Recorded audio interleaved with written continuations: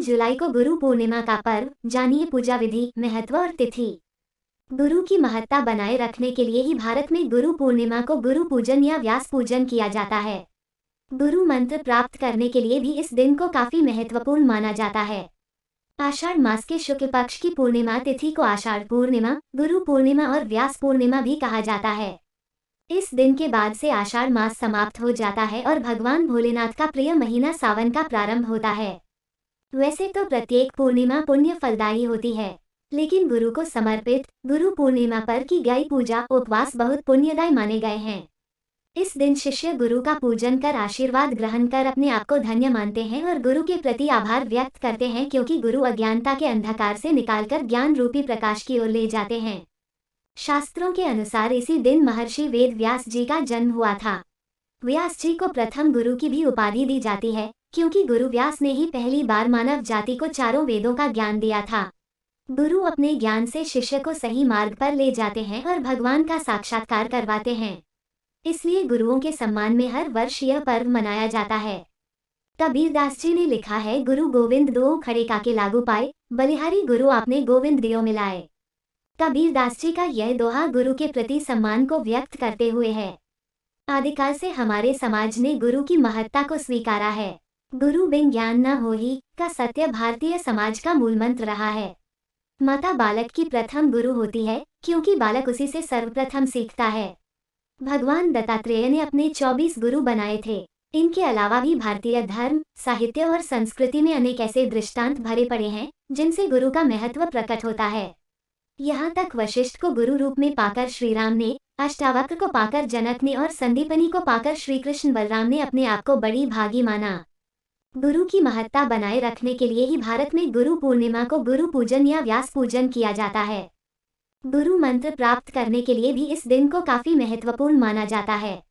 आप जिसे भी अपना गुरु बनाते हैं, गुरु पूर्णिमा के दिन विशेष रूप से उसके प्रति सम्मान व्यक्त किया जाता है, क्योंकि उनके ज्ञान के प्रकाश से आपके जीवन का अंधकार दूर होता है। अच्छे गुरु के माध्यम से ईश्वर की प्राप्ति संभव है।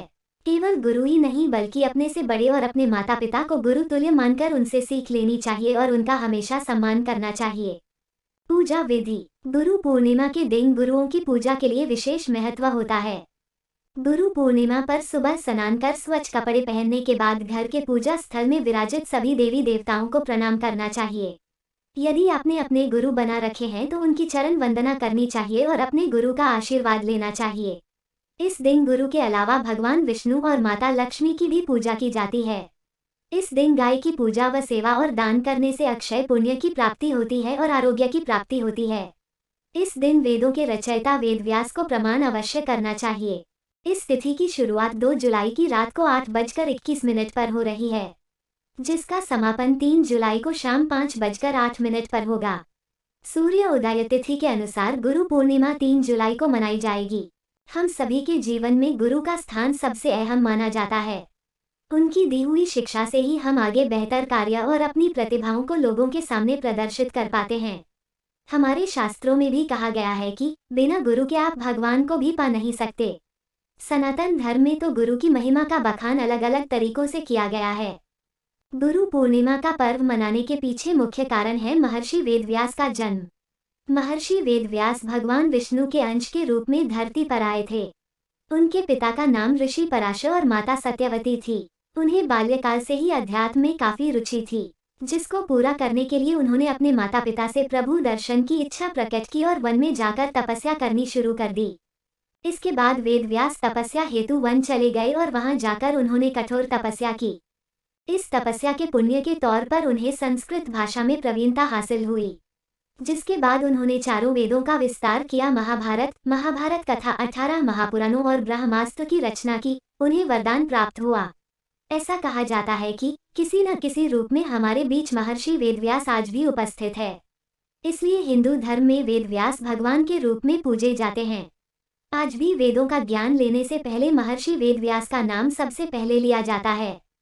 गुरु पूर्णिमा के खास मौके पर आप भी महर्षि वेदव्यास की पूजा करें और उनकी कुछ अहम बातों को जरूर जानें, जिसका प्रभाव आपके आने वाले भविष्य को बेहतर बना सकता